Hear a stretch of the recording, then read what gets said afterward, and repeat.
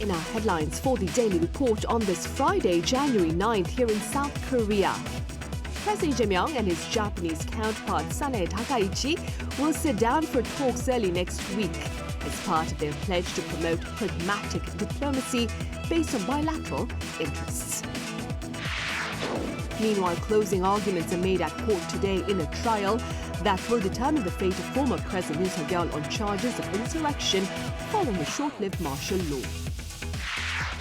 And South Korea logs its largest ever current account surplus for the month of November last year at over $12 billion, driven by global demand for semiconductors. We start with news of a second overseas trip by President Lee Jae-myung, this time to neighboring Japan for a summit in the hometown of his Japanese counterpart Takaichi on January 13th.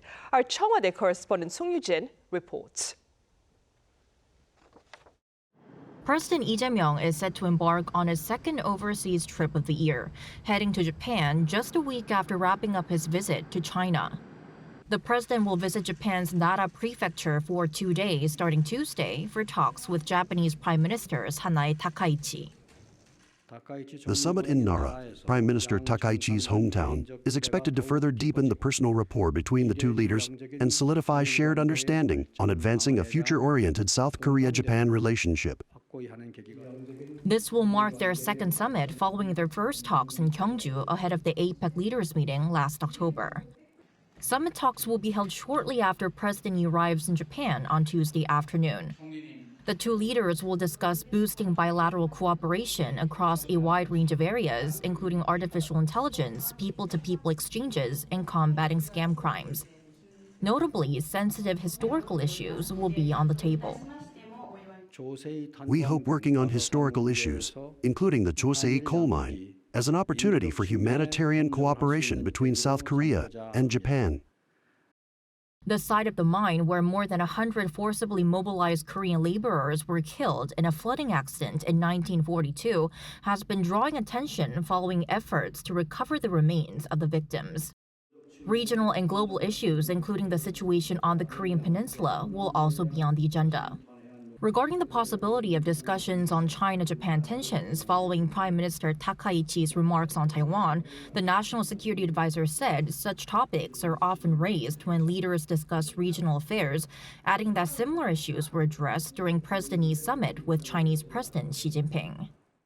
The summit will be followed by a joint press briefing and a dinner.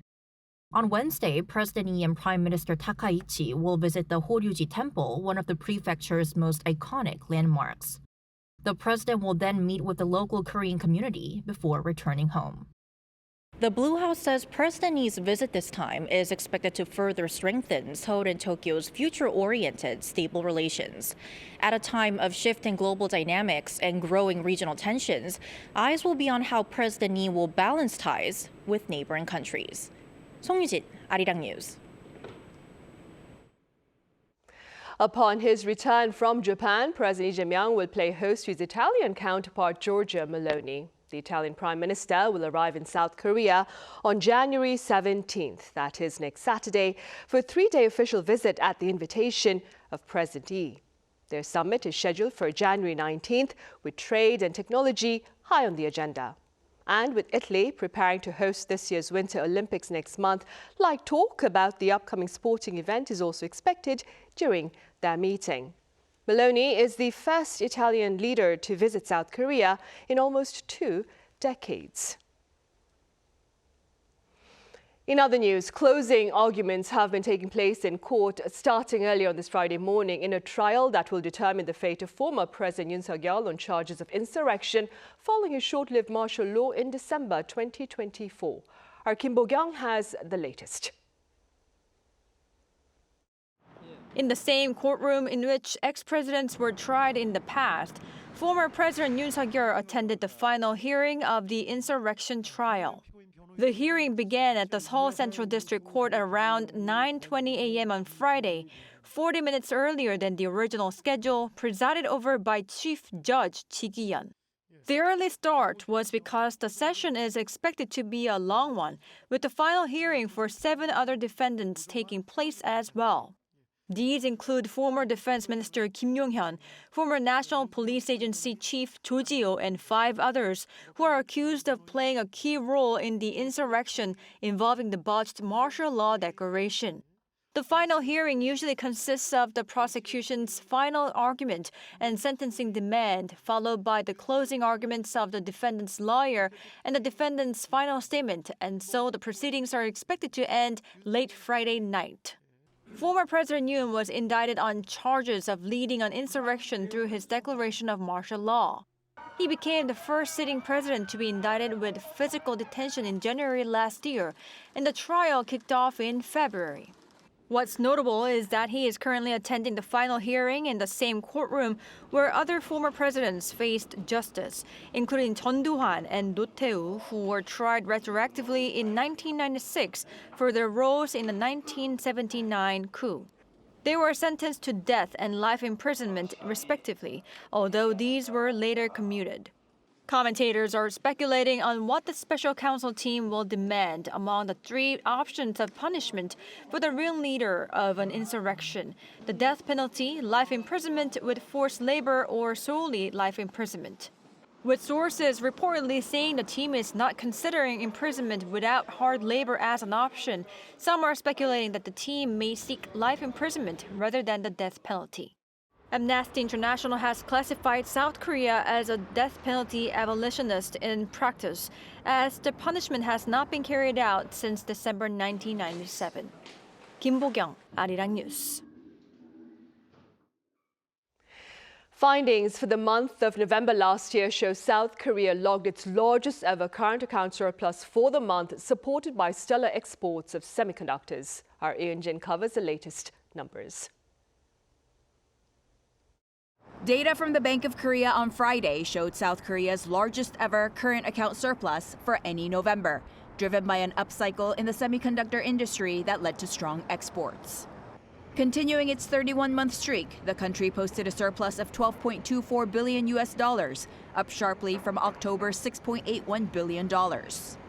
The cumulative surplus for the first 11 months of last year was also the highest level ever recorded at $101.82 billion, significantly higher than the $86.68 billion recorded for the same period in 2024.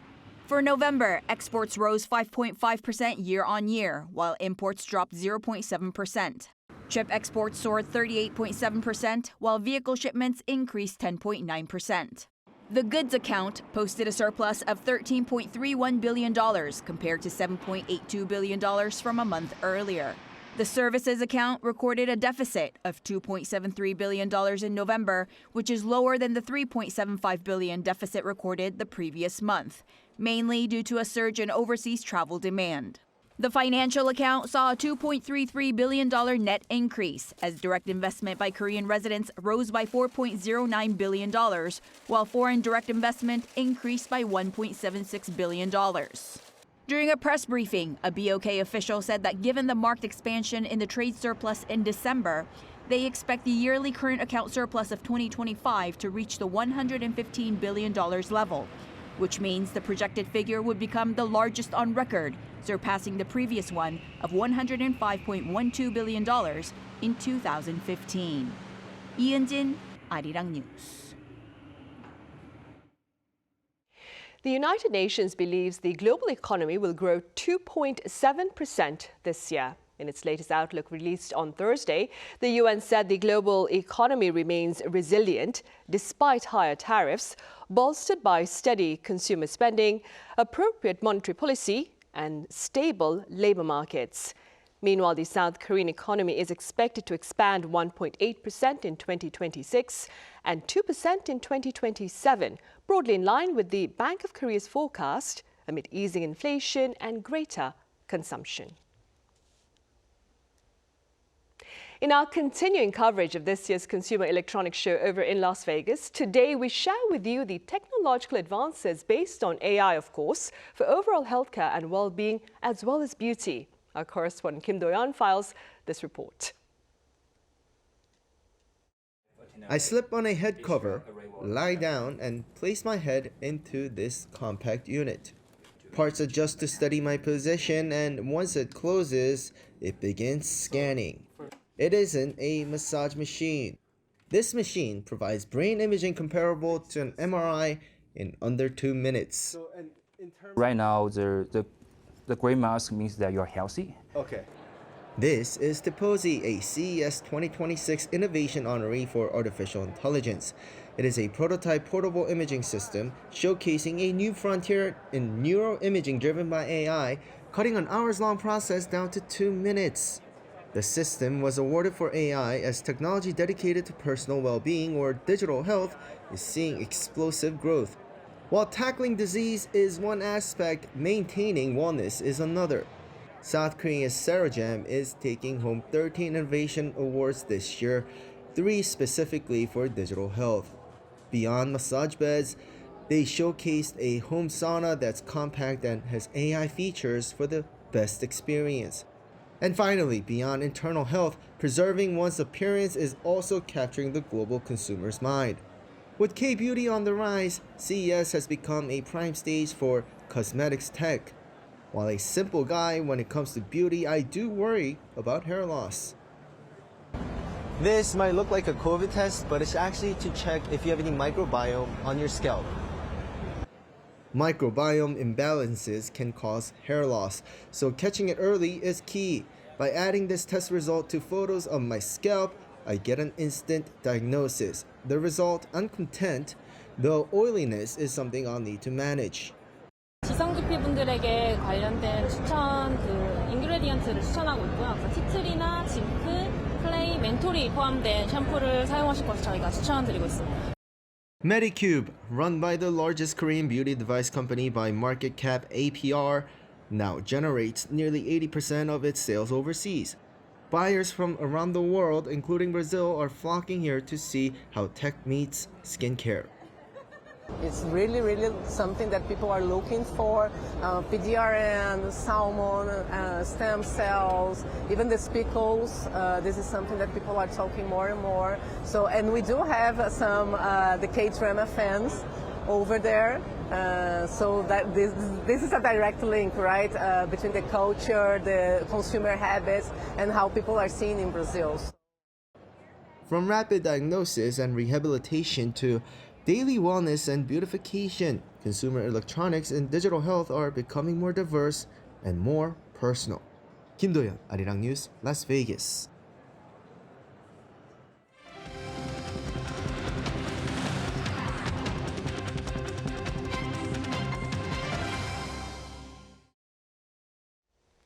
U.S. Vice President J.D. Vance has issued a carte warning to Europe about the Trump administration's intentions for Greenland, finding fault with the continent's commitment to regional security. Our Lee Sing-jae explains. U.S. Vice President J.D. Vance has warned European leaders to take President Donald Trump seriously over his push to bring Greenland under U.S. control, as Washington signals it is prepared to act if security concerns are not addressed. Speaking at a White House briefing on Thursday, Vance said the United States believes Europe has failed to adequately safeguard Greenland's strategic importance. He warned that if European allies do not take the security of the island more seriously, the United States may step in. Greenland occupies a key position between Europe and North America and plays a critical role in the U.S. ballistic missile defense system. The island is also rich in rare earth minerals and other resources, aligning with Washington's broader effort to reduce dependence on China for strategic materials. U.S. officials have discussed a range of options for acquiring Greenland. According to sources familiar with the matter, the White House has considered offering lump sum payments to Greenlanders as part of a bid to persuade the population to secede from Denmark and potentially join the U.S. Internal discussions have included figures ranging from $10,000 to $100,000 per person, though no final amount or mechanism has been decided. Officials say the proposals are among several ideas under consideration, including the possible use of U.S. military power. The debate over Greenland comes as U.S. actions elsewhere raise fresh concerns among allies. With U.S. forces carrying out a military operation that seized Venezuelan leader Nicolas Maduro, President Trump said U.S. intervention in the South American nation could last for years. In an interview with the New York Times on Wednesday, Trump said only time will tell how long the United States will oversee Venezuela's governance following the operation. He did not specify when elections might be held to replace the interim administration led by Maduro ally Delcy Rodriguez. Lee Seung-jae, Arirang News. And against that backdrop, European leaders are expressing concern over the Trump administration's claim over Greenland, operation against Venezuela, and withdrawal from international entities. Our foreign affairs correspondent Oh Soo-young reports.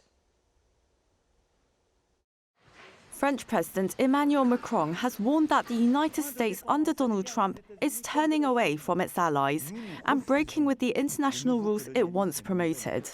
Macron made the remarks on Thursday amid growing uncertainty over Washington's global role and its commitment to the rule of law. This as the Trump administration continues to issue statements on controlling Greenland, a territory of fellow NATO member Denmark. The U.S. is an established power, but one that is gradually turning away from some of its allies and freeing itself from international rules it promoted not long ago, whether in trade, certain security matters, or some forums. Germany's president delivered a similarly blunt assessment. Frank-Walter Steinmeier warned that there is a breakdown of shared values with Washington, which was Europe's most important partner in shaping the world order.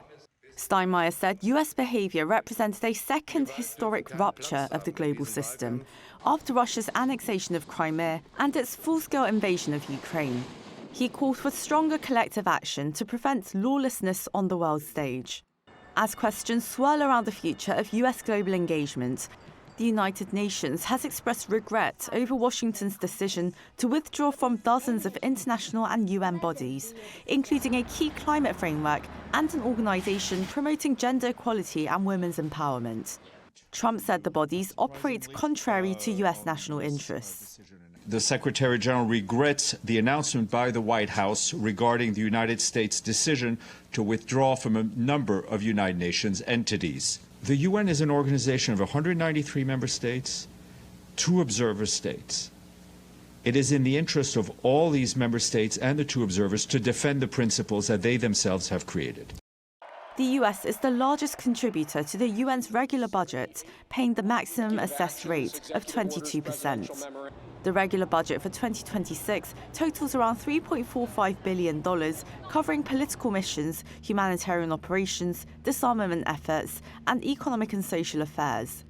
The US made no payments to the regular budget last year, meaning it owes roughly $1.5 billion, according to the UN spokesperson.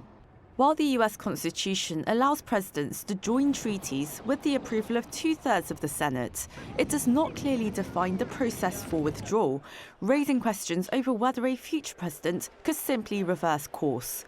Oh Soo-young, Arirang News. The US Senate, meanwhile, has advanced a bill to curb further US military action in Venezuela. Back on Thursday, lawmakers voted 52 to 47 in favor of the resolution to restrict US military maneuvers in the Latin American country in the absence of congressional approval. 5 Republican senators joined their Democratic counterparts in a rare bipartisan effort to keep in check the administration's use of force. President Donald Trump, in response, has condemned the 5 Republicans, accusing them of undermining national security and presidential authority. Back on the local front, a new cookie is the talk of the town here in South Korea, with people braving the cold and standing in line for hours to get a taste of this chewy Dubai chocolate cookie. Our culture correspondent Park Gon-woo was there as well. Long lines stretch in front of a cozy cafe in Seoul, despite the freezing weather. There's still time left before it opens, but what are they waiting for?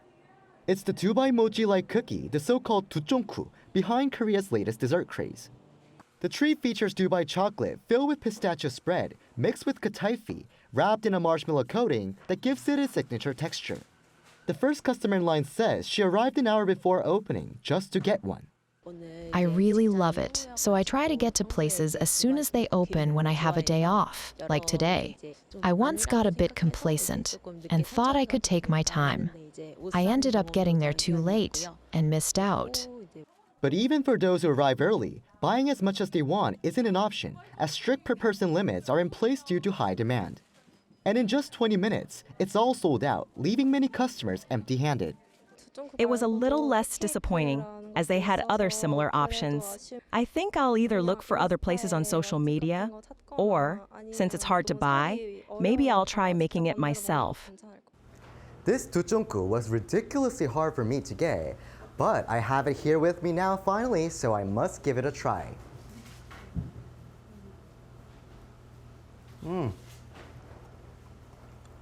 The outside is so chewy, the inside crispy and crunchy at the same time. But one thing you must be aware of is this cocoa powder all over your mouth. The price usually ranges from $3 to $5, but some versions sell for nearly $7 and even higher. While consumers have raised concerns about the high price, sellers say there's a reason. Ingredients like pistachios and kataifi are very expensive to source, and we price things with a minimal margin. I even call suppliers day and night to ask if they have extra stock. I even tell them I will go pick it up myself or pay more to secure it. Despite sellers struggling to keep up with demand, some worry this dessert trend may fade faster than expected, like previous dessert crazes in Korea, such as tangoru. Dessert trends like this tend to be short-lived, often about 1 or 2 years. While this cookie remains competitive as a reimagined version of Dubai chocolate, consumer interest is likely to shift when a more delicious, visually striking, or novel dessert emerges.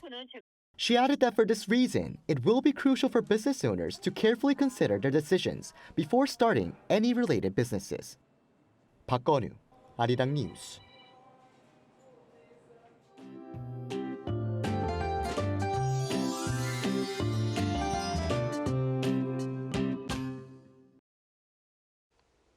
The air felt cold this morning, but temperatures have eased off as we head into the afternoon. In Seoul, today's daytime temperature topped out at 6 degrees Celsius, which was about 4 degrees warmer than usual for this time of year. Over the weekend, snow will fall across the country and the cold will briefly let up. However, once the snow stops, temperatures will plunge sharply. Rain or snow will begin tonight in the northeastern parts of Gyeonggi-do Province and the western parts of Gangwon-do Province, then spread nationwide by tomorrow morning. Heavy snow is forecast tomorrow, especially in the eastern parts of Gyeonggi-do, western parts of Gangwon-do, and Jeollabuk-do provinces, where heavy snow advisories may be issued. Most areas will start off above freezing tomorrow morning. Highs will rise up to 3 degrees in Seoul, Chuncheon at 4 degrees. By tonight, strong wind advisories are expected for coastal areas and Jeju Island. That's all for Korea. Here are the weather conditions around the world.